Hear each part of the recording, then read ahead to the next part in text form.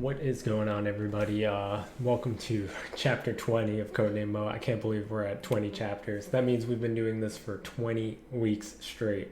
It's the most consistent I've ever been with my writing, and it's pretty fun. I'm pretty excited about it.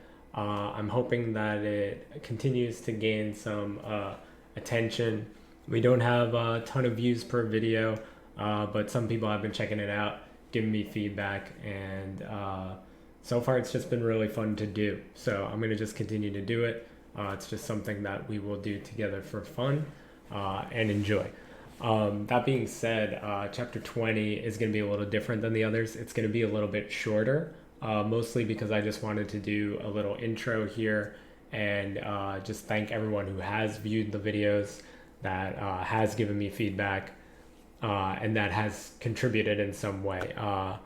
Especially Coinbox Tees, who has drawn Koré, our main character, as well as Zarin Meska on Twitch.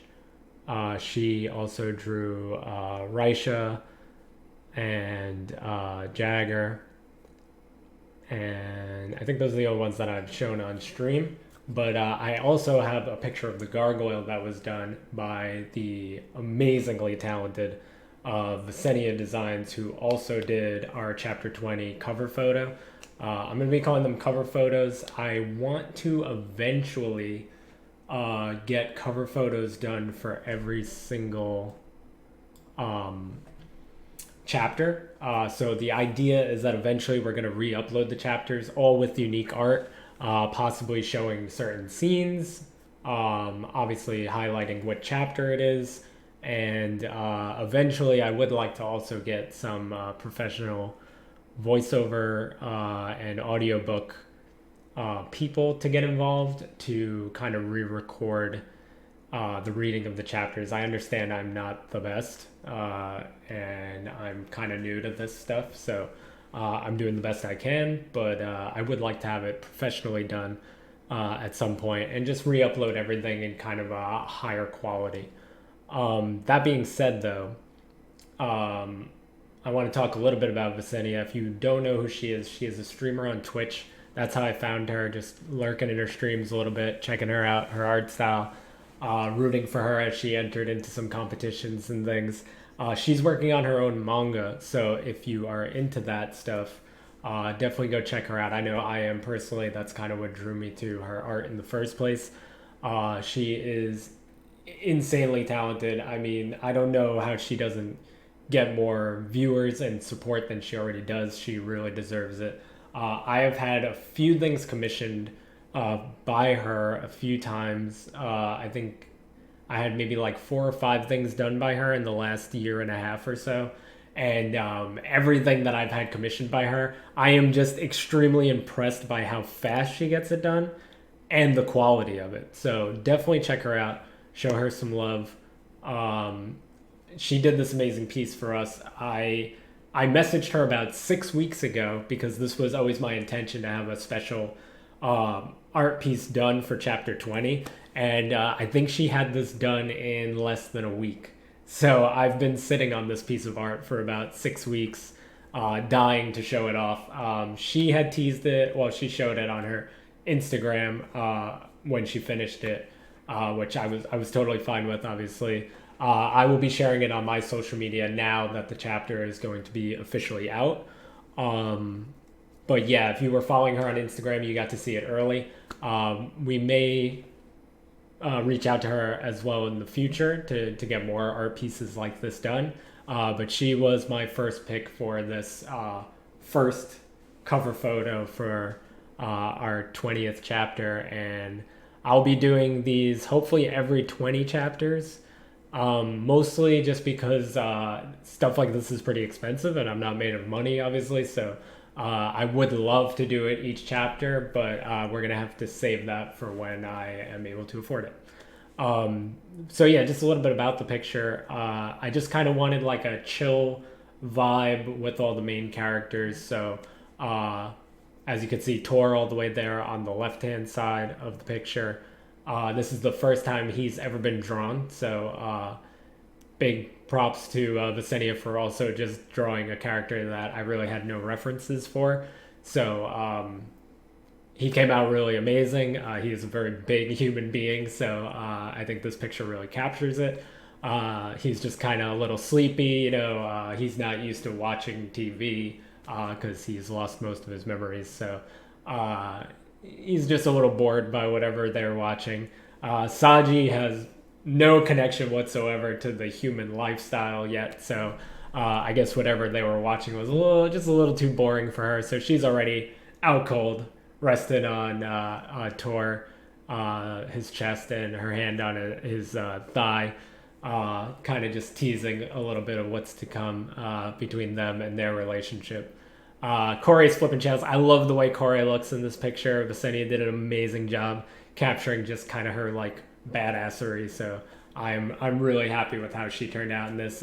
She's got that casual wear. She's still repping her suits, but she's got the tie undone. She's just kind of chilling after a long day of detective work. I love the way her hair came out as well. To just go back to Sagi for a second, so the original Sagi design that's being used in this picture by Vesenia was done by my good friend Mad_Joey_art on Instagram. I will have links to everybody that I reference in this little intro in the description down below. But definitely check them out. She's another amazing artist. She designed Sagi for me a couple of months ago now. Also a very talented artist. Vesenia did a great job of putting her own spin on it and capturing it here in this picture. But I do still want to recognize the people who came up with the concept art for them. Koré was also done by Coinbox Tees, as I mentioned originally. But she came out like so. I love that her suit is just like on the back of the couch behind them, like the top part of it, and her gun sticking out there. It's just perfectly done. And then we have Cindy, Audra, and Zip. The three of them were originally designed by Angeli Roffer. I hope I'm saying that right. Art on Instagram. I'll put a link in the description for her as well. Love the way that Zip came out. I think Cindy and Audra kind of give that very human aspect to Codename MoA that is missing, in the sense that there's a lot of magic and like fantasy elements going on as well, and sci-fi. So I kind of like that Cindy and Audra are almost like how we would experience it personally if we were stuck in this situation, that we're just kind of just regular average people kind of experiencing all this craziness with an outside perspective. And as you saw in Seva a couple of chapters ago, they also get a little hands-on, whether they like to be or not, involved in some of the craziness that's happening on Novessa. The other things that I really love about this photo is the coffee table is full of nice little Easter eggs and things like that. The mug with the coffee in it says Real Magic, which is where Audra works. I think I'm blocking it a little bit, but the magazines that are on the table there, one of them is Celestial Pulse, which is the manga that Vesenia Designs is working on. So I just love little things like that. We got the bow that Sagi uses, kind of just like leaning under the lamp there. So love the art, love the way that Vesenia did it, and I will put links for all of her social media and her Twitch in the description down below. Definitely go check her out. Tell her how much you love the chapter 20 cover from Codename MoA, and just show her some love. That being said, I'm going to jump right into the chapter. Going to do it a little different today, in the sense that I am going to just read it without it on the screen, because I just want the picture to kind of do the rest for me. So the picture doesn't necessarily tie in directly to the chapter, but I just want it in the background as I read it, just to not cover up any of this amazing photo that Vesenia did for us. So lovely. Sorry, I have other stuff going on in the background, but should be good for the video. All right, here we go. Gonna read chapter 20. Can't believe we're here. Here we go.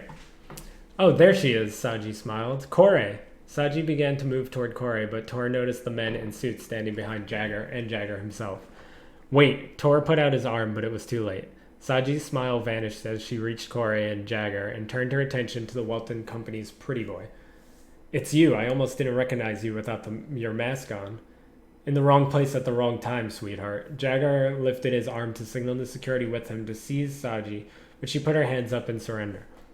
I don't think you want to capture me just yet. What I have to tell Koré may affect you too. Sagi only stared at Koré as she spoke.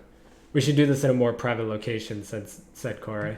I know you're not used to our customs, but this is not the place for these things, Sagi. Step into my office, Jagger said with a smile as he put his hand behind him to show Sagi and Koré the way he was referring to.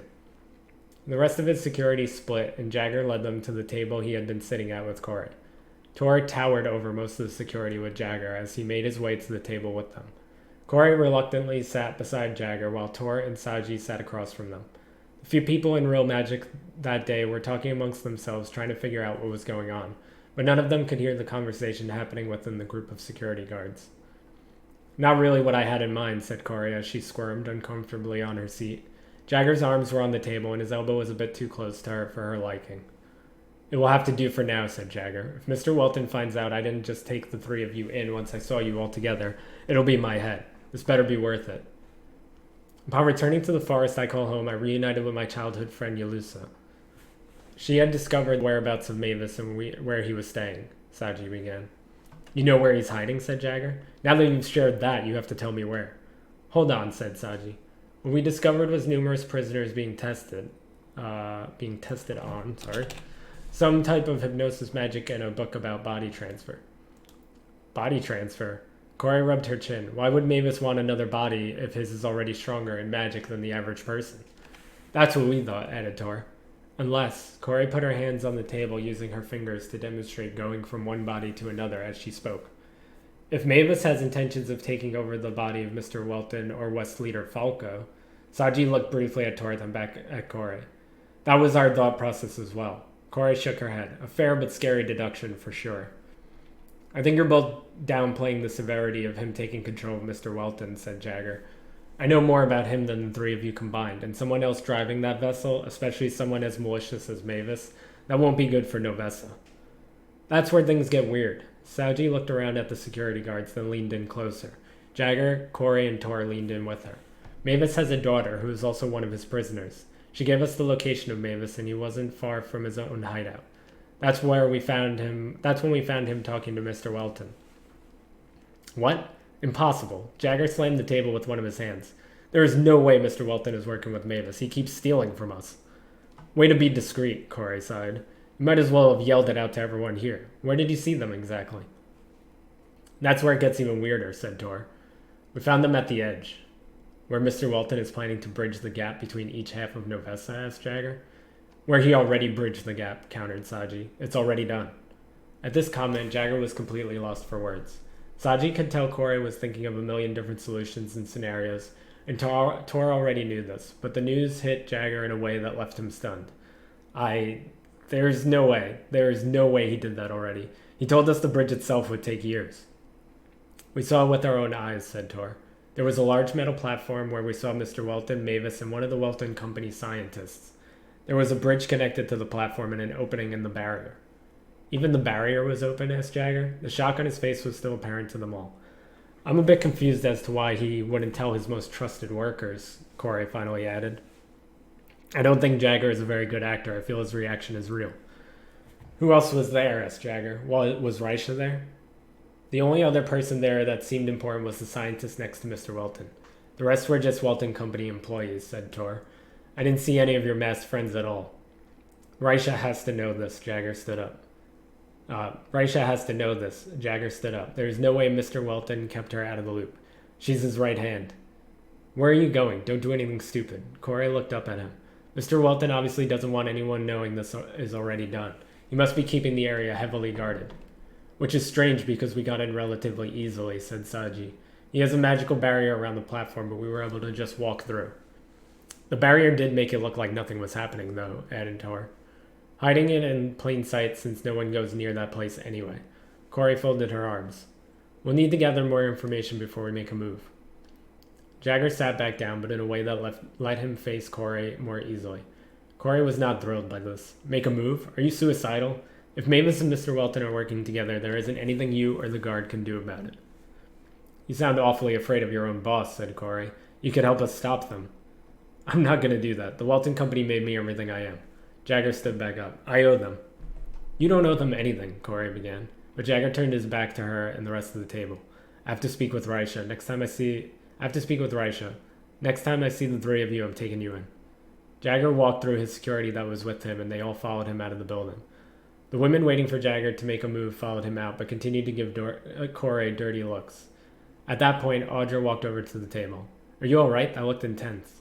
Based on what Sagi just told us, Koré looked out of the window beside the table where they were sitting. She saw Jagger get into a car similar to the one that was following her earlier.